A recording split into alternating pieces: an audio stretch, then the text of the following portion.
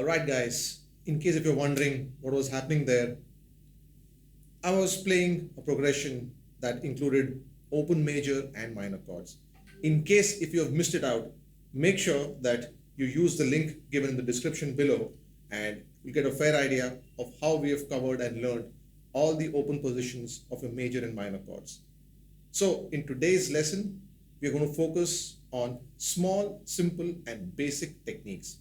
Techniques that will enhance your playing and it will take you out of that boredom space and it will make sure that you are completely into practicing, and not only just practicing, it's called as productive practicing, where every day you're going to sit down and come up with something new, to build that special bond with the instrument and to feel accomplishment after practicing.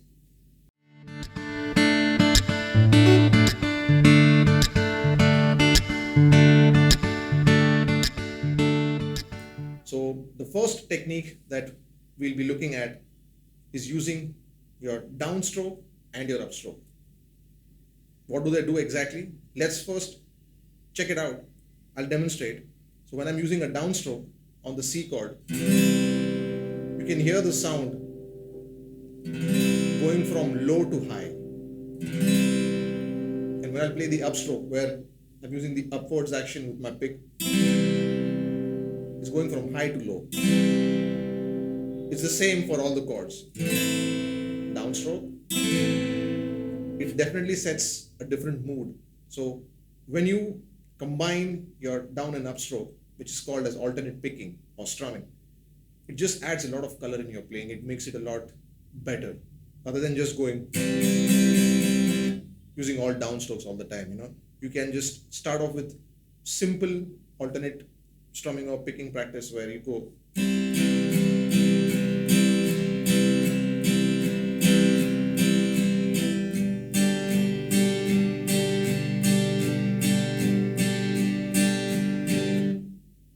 What I'm doing over there is I'm making sure that I'm not using too much force or strength from my strumming hand. You just have to be very gentle. It's not too much, If I'm going to use a lot more strength, it's going to sound very harsh. Just completely destroys the sound.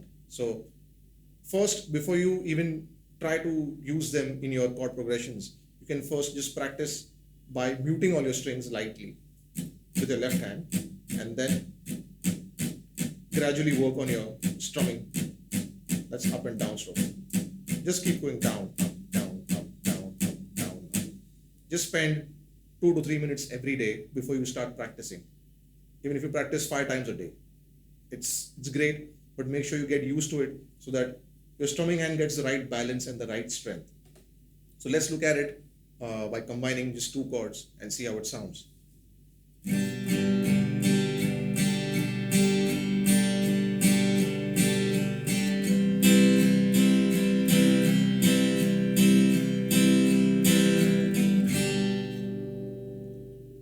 Let's throw in a fun element over here.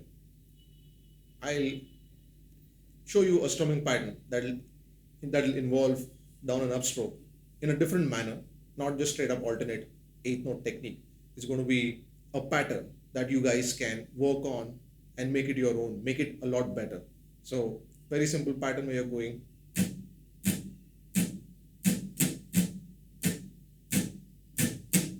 It's all in sync, all in rhythm. So if you can practice with the metronome, even better, but it's always good to get a feel first. So simple strumming pattern, down, down, down, down, up, down, down, down, down.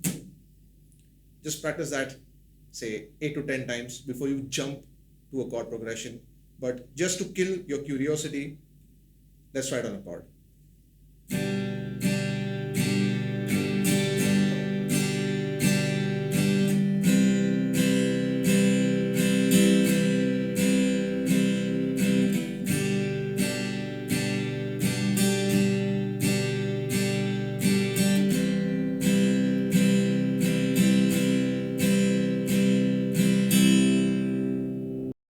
You can always interchange and have loads of fun with it. Make your practice productive and make sure you use alternate picking and strumming so that you don't feel stiff while you're playing. Alternate picking will release you from the stiffness and it'll make your guitar playing sound a lot better. And give it a decent amount of time, be patient, don't give up on practicing, and make sure that you have fun with this.